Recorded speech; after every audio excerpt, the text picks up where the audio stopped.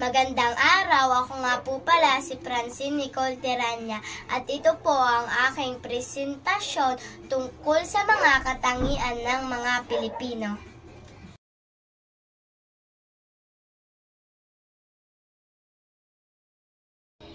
Una, ang mga Pilipino ay hospitable. Sila ay mahilig tumanggap ng bisita at tinatanggap nila ito ng bukal sa kanilang puso at tinuturing nila itong isang kaibigan.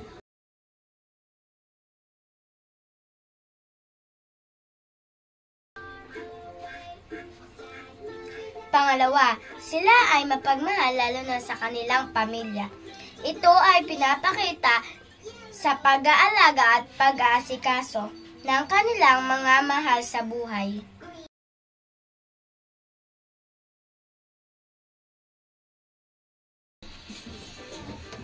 Pangatlo, sila ay matulungin. Isa na dito ang popular na bayanihan ng hindi naghihintay ng kapalit.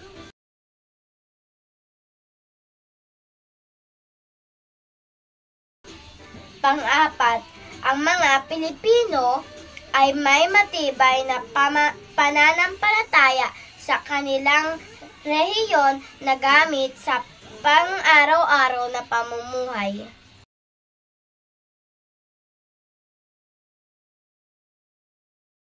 At huli, ang mga Pilipino ay masipag at hindi sumusuko, kung kaya ito ay isa sa ipinagmamalaki bilang Pilipino, ang kasipagan.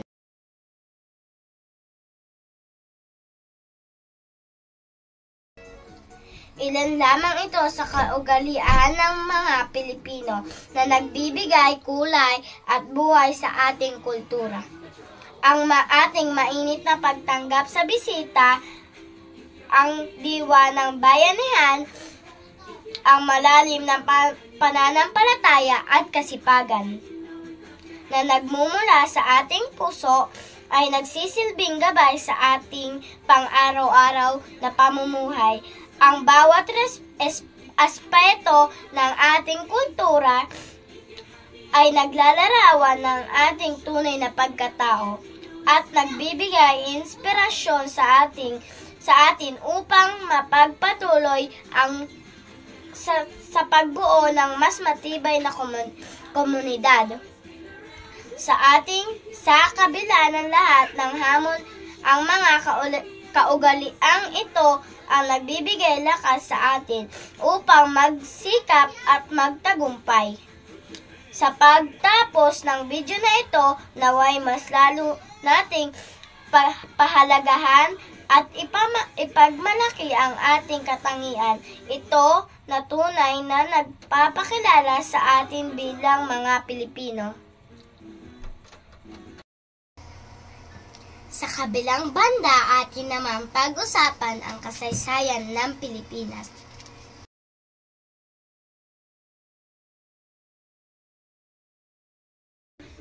Sinaunang tao. Bago dumating ang mga mananakop, ang mga katutubong Pilipino ay nabuo ng mga maayos na komunidad na tinatawag na barangay.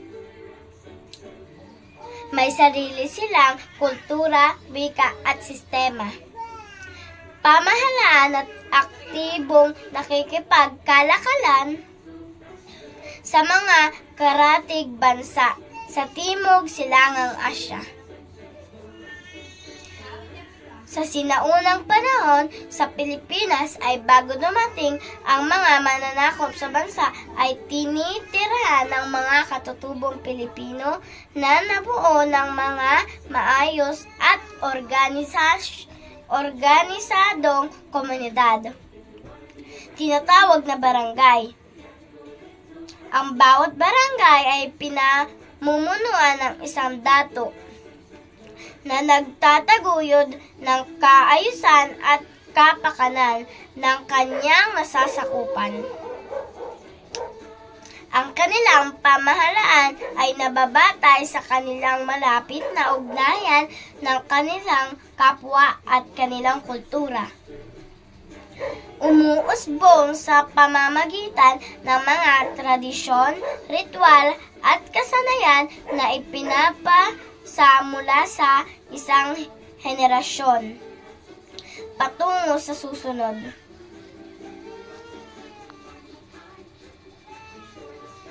Ang mga sinaunang Pilipino ay may sariling wika at sistema. Ang pagsusulat at nakikipagkalakalan sila sa mga bansa sa Timog Silangang Asya.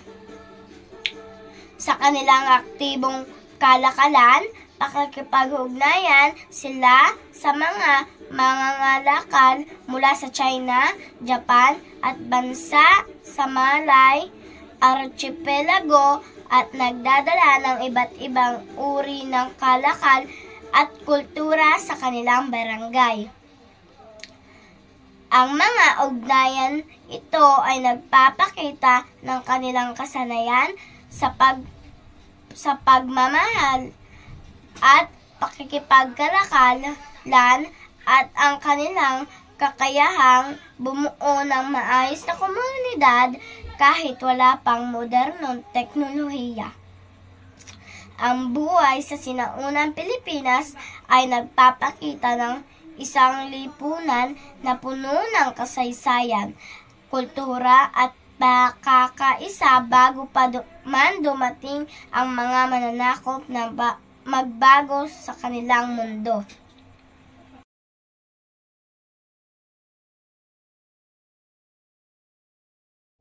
Noong 1565 na dumating si Miguel Lopez de Legazpi sa Pilipinas.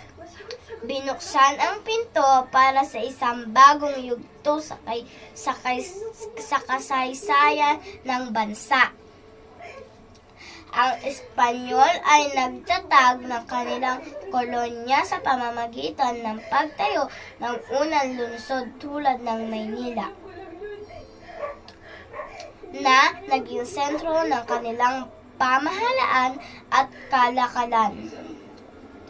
Sa ilalim ng pamumuno ng Espanyol, ipinatupad nila ang kanilang sariling sistema ng gobyerno at relihiyon na nagdadala ng Katolisismo sa bansa.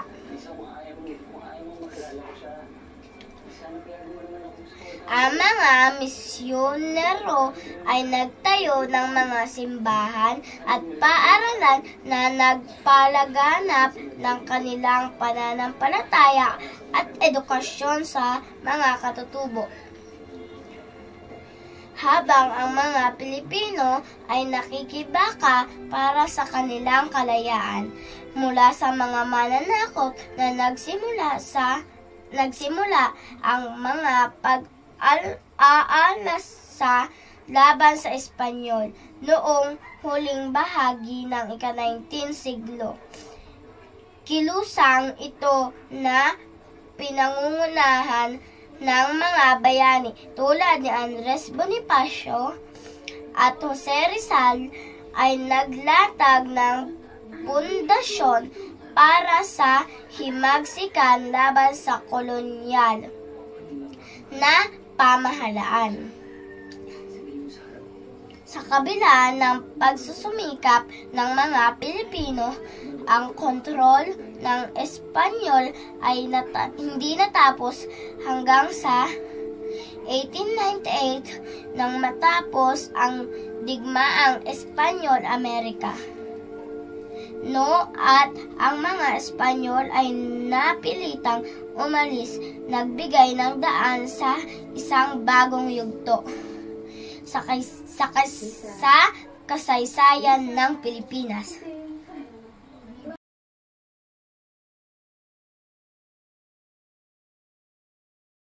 Noong 1898, matapos ang digmaan ng Espanyol at Amerikano, ang Pilipinas ay lumipat mula sa pamumuno ng Espanyol patungo sa ilalim ng kapangyarihan ng Amerika. Ang mga Amerikano ay nagpatupad ng malawak na mga reforma sa bansa, kabilang ang pagtayo ng modernong edukasyon, infrastruktura, at sistemang pangpamahalaan. Ang mga paaralan, ospital, at mga kalsada ay itanayo upang mapabuti ang kalagayan ng bansa. Ngunit, ang paglipat ng kapangyarihan ay hindi nagdulot ng kapayapaan. Kaagad ang mga Pilipino na dati nang nagsisikap para sa kanilang kalayaan ay muling nag-aklas sa ilalim ng pamumuno ni Emilio Aguinaldo. Ang digmaang Pilipino-Amerikano ay sumiko sa pamamagitan ng Pilipino at Amerikano na nagdala ng malawak na pagkawasak at pagdurusa. Sa kabila ng pagtutol, ang mga Amerikano ay nagpatuloy na kanilang pamahalaan at noong 1935 itinatag ang Commonwealth ng Pilipinas bilang hakbang patungo sa ganap na kasarinlan.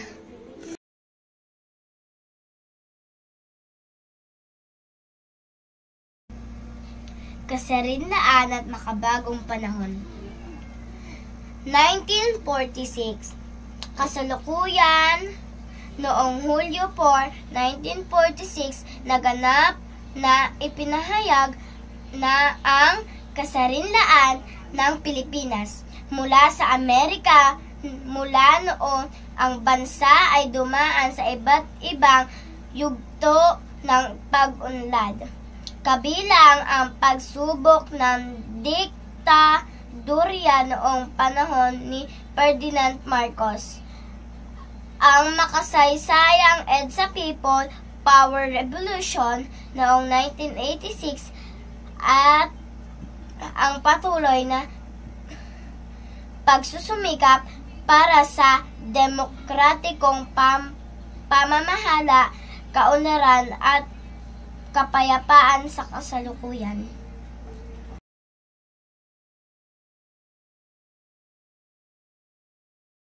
At dito po nagtatapos ang aking vlog tungkol sa kaugalian ng mga Pilipino at kasaysayan ng Pilipinas. Maraming salamat po.